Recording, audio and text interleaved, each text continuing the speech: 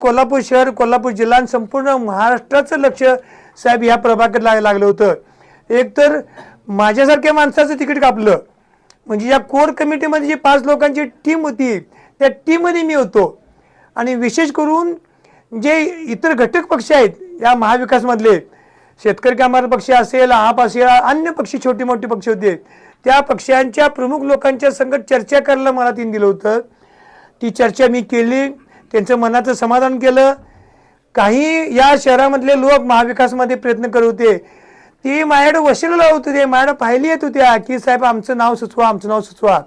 पण त्यांचं नाव सुचवत माझं तिकीट या ठिकाणी कापलं गेलं.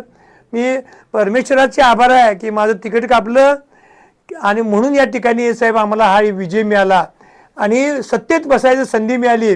आणि महाराष्ट्रामधलं एकमेव उदाहरण आहे, एक माणूस जनसुराचा निवडून आला आणि तो ह्या ठिकाणी कोल्हापूर महापालिकेच्या उपमहापौरपदी विराजमान व्हायचं काम या ठिकाणी आदरणीय सुमितदादा, यामध्ये 100% श्रेय त्या ठिकाणी तुमचं आहे. तुम्ही जे काय या इतर अक्षयला तिकीट मिळू नये यासाठी काही मोठी षडयंत्र रचली गेली. त्या षडयंत्रेमध्ये अक्षयचा बळी गेला. पण 2 दिवस आम्हाला दादा त्रास झाला. नंतर असं वाटलं की तिकीट मिळालं नाही ते बरं झालं, म्हणजे तिकीट घ्या म्हणून ते परत पाठिंबा लागले. पण मी त्या टायमाला बंटी साहेबांना सांगितलं की आम्हाला तिकीट नको, आमच्या शिवाय तुम्ही पॅनेल करा. आणि माझ्यामुळं पार्टी फुटली असा कुठलाही ठपका या जर कुटुंबावर नको असे मी त्यांना, अगदी त्यांना असेल, मावलाजी असेल, बिबरे असतील, यांना सांगितलं मी की आम्हाला तिकीट नको, त्यांना घ्या आणि पार्टी तुम्ही करा, आमचा आम्ही स्वतंत्र लढतो.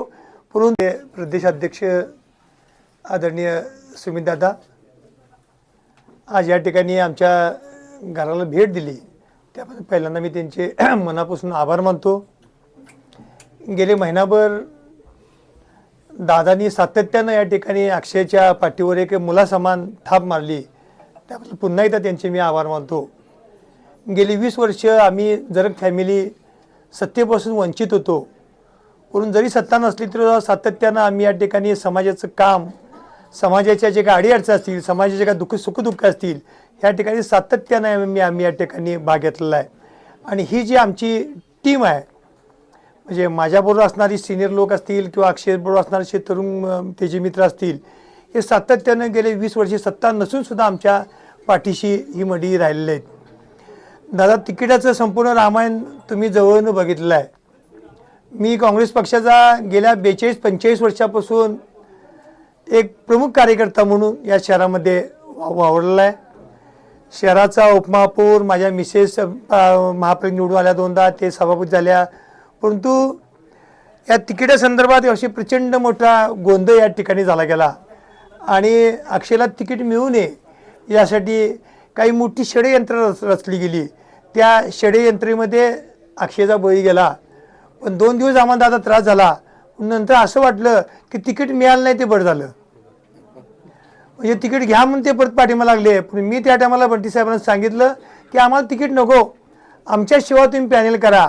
आणि माझ्यामुळं पार्टी फुटली असा कुठलाही ठपका या जर कुटुंबावर नको असे मी त्यांना, अगदी त्यांना असेल, मावलाजी असेल, बिबरे असतील, यांना सांगितलं मी की आम्हाला तिकीट नको, त्यांना घ्या आणि पार्टी तुम्ही करा, आमचा आम्ही स्वतंत्र लढतो. परंतु आमच्या पाठीवर एक परमेश्वराची थाप आली आणि वारणीचा ढाणेवाग डॉक्टर आदरणीय विनोदजी कोरे सावकार या ठिकाणी गुलाल घेऊन या ठिकाणी आमच्या उद्घाटनाला आले. कोरे साहेबांचा मला उमेदवारी फॉर्म भरायच्या शेवटच्या दिवशी 9:30 वाजता फोन आला की विक्रमजी, अतिशय तुम्ही चांगला निर्णय घेतलेला आहे. आणि मी त्यांना सावकार साहेबांना म्हणलो की आम्ही 11 वाजता आमच्या प्रचार कार्यालयाचं उद्घाटन आहे आणि अक्षयचा आम्ही उमेदवार फॉर्म भरणार आहे, आपण येऊ शकताय का साहेब. तिने 1 मिनिटाचा विचार न करता तिने साहेबांनी होकार दिला आणि ते या ठिकाणी आलेत. साहेब जोपर्यंत या ठिकाणी आमच्या या कार्यालयापर्यंत येऊच तोपर्यंत या ठिकाणी कोण येणार आहे हा लोकांना एक संभ्रमावस्थेत होते. पण ज्या वेळेला आम्ही आमच्याच कार्यालयाच्या समोर एक छोटंसं किराणा दुकान आहे, तिथून आम्ही गुलाल विकत आणला अर्धा किलो आणि समोर ठेवला, त्या लोकांना लक्षात आलं की या ठिकाणी 100% या ठिकाणी सावकार साहेब या ठिकाणी येणार आहेत. आणि सावकार साहेबांचा या ठिकाणी पाय लागला. सावकार साहेबांनी ज्या पद्धतीने शिस्तबद्ध पद्धतीनं आमच्या ह्या प्रचार कार्यालयाचं शुभारंभ केला, नारळ फोडण्याची त्यांची जी पद्धत होती शास्त्रीय पद्धतीनं, त्याच वेळेला आमच्या मनामध्ये कुठलंही शंका आलं नाही की आमचा विजय हा सुकर झाला. आणि कोल्हापूर शहर, कोल्हापूर जिल्हा आणि संपूर्ण महाराष्ट्राचं लक्ष साहेब ह्या प्रभागात लागलं होतं. एकतर माझ्यासारख्या माणसाचं तिकीट कापलं, म्हणजे या कोर कमिटीमध्ये जी 5 लोकांची टीम होती त्या टीममध्ये मी होतो. आणि विशेष करून जे इतर घटक पक्ष आहेत या महाविकासमधले, शेतकरी कामगार पक्ष असेल, आप असेल, अन्य पक्ष छोटे मोठे पक्ष होते, त्या पक्षांच्या प्रमुख लोकांच्या संगत चर्चा करायला मला त्यांनी दिलं होतं.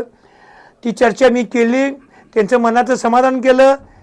काही या शहरामधले लोक महाविकासमध्ये प्रयत्न करत होते, ती माझ्याकडे वशिला लावत होते, माझ्याकडे पाहिली येत होत्या की साहेब आमचं नाव सुचवा, आमचं नाव सुचवा. पण त्यांचं नाव सुचवत माझं तिकीट या ठिकाणी कापलं गेलं. मी परमेश्वराचे आभार आहे की माझं तिकीट कापलं आणि म्हणून या ठिकाणी साहेब आम्हाला हा विजय मिळाला आणि सत्तेत बसायची संधी मिळाली.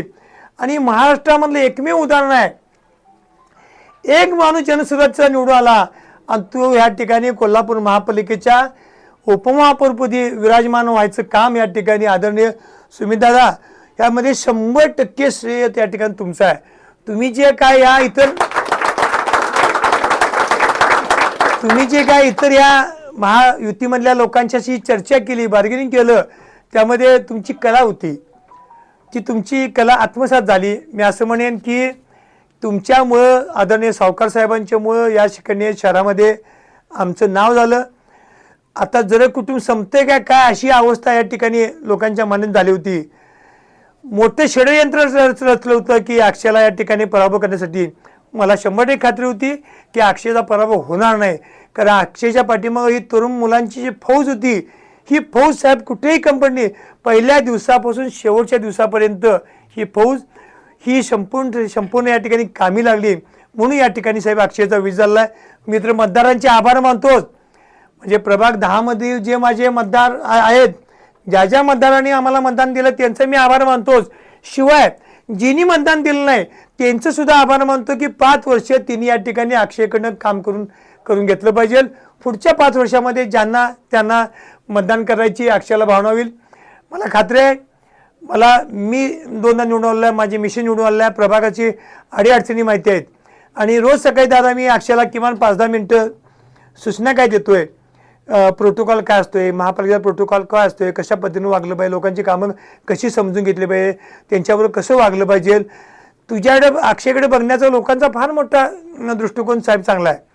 आणि अक्षय ही व्यक्ती म्हणून निवडून आला, म्हणजे आपली ताकद लागलीच, कोरे साहेबांची ताकद लागली, पक्षाची ताकद लागली, पण तू अक्षय म्हणून क्रेज तयार झाली होती. अक्षयला बघायला माणसं साहेब या ठिकाणी येत होती. आमच्या रोजच्या या पदयात्रेमध्ये फक्त ग्रुपला आपण टाकत होतो आणि 2-2, 3-300 तरुण मुलं या ठिकाणी ह्या आमच्या रोजच्या फेरीमध्ये साहेब इन्व्हॉल्व होत होती. कोणी कसली अपेक्षा न ठेवता साहेब सातत्याने या ठिकाणी अक्षयच्या पाठीमागं ही सगळी तरुण मंडळी राबलेली आहेत. कोणतीही अपेक्षा केली नाही. आम्ही साहेब जे हॉटेल बुक केले होते, हॉटेलसुद्धा साहेब कोण त्या ठिकाणी जेवायला सुद्धा गेलं नाही. म्हणून आम्ही त्या अक्षयची मिरवणूक ज्या टायमाला झाली उपमापूरची, त्या समय आम्ही 2-3 हजार लोकांसाठी या ठिकाणी एक चिकन बिर्याणी चांगल्यापैकी करून घातली आणि सगळेजण या ठिकाणी जेवणाचा स्वाद घेतला. मी ज्या पद्धतीने मी तो माझा मुलगा आहे त्याच पद्धतीने तुम्ही त्याचा मुलगा समान त्याला वागणूक दिलेलं आहे. मी कधीही तुमची आणि सावकार साहेबांची ऋण मी कधीही साहेब विसरणार नाही आयुष्यामध्ये. पार्टी वाढवण्याचं काम ठीक आहे, आता अक्षयच्या या कालावधीमध्ये अक्षय काम बघल, पण पार्टी वाढवण्याचं काम मी 100% मी साहेब करीन. हा सावकार साहेबांच्या माघारी मी साहेब तुम्हाला शब्द देतो. आणि आपण या ठिकाणी वेळात वेळून काढून आलात. या कोल्हापूर शहराचं आणि या शिवाजी पेठेचं नाक असणाऱ्या या शिवाजी पेठेच्या छत्रपती शिवाजी महाराजांच्या ह्याचं उद्घाटन साहेब आपल्याला झालं. माझं भाग्य समजतो की एवढ्या मोठ्या पेठेच्या ह्या एवढ्या मोठ्या समारंभाला या ठिकाणी साहेब तुमचे पाय लागले. मी माझं स्वतःचं भाग्य समजतो. आपण या ठिकाणी आलात. अक्षयवर सातत्यानं आपलं लक्ष राहावं. तो समजा कुठे चुकला तर तुम्हाला पूर्ण अधिकारी साहेब त्याचा कान पकडायचा. मला खात्री आहे की तो पूर्ण तुमच्या छायाछत्राखाली तो वावरत आलेला आहे. आज कुठे गेला, दादांकडे गेलो, आज कुठे गेला, दादांकडे, म्हणजे रोजचं किमान 10 वेळा तुमचं तोंडात नाव असते. आणि तो त्याच्या जडणघडणीमध्ये जरी या मुलांचा किंवा माझा सिंहाचा वाटा असला तरी आता राजकीय जडणघडणीमध्ये साहेब तुमचा या ठिकाणी दादा त्याला निश्चित तुमचा या ठिकाणी वाटा आहे. मी परमेश्वरची प्रार्थना करतो की की अक्षयकडे जो कारभार आपण सोपवला आहे तो 100% या ठिकाणी अतिशय प्रामाणिकपणे पार पाडील अशी मला पूर्ण खात्री आहे. आपण दादा आलात त्याबद्दल माझ्या घराला माझ्या पाय लागले त्याबद्दल मी आपल्या मनापासून आपले साहेब दादा आभार आहे.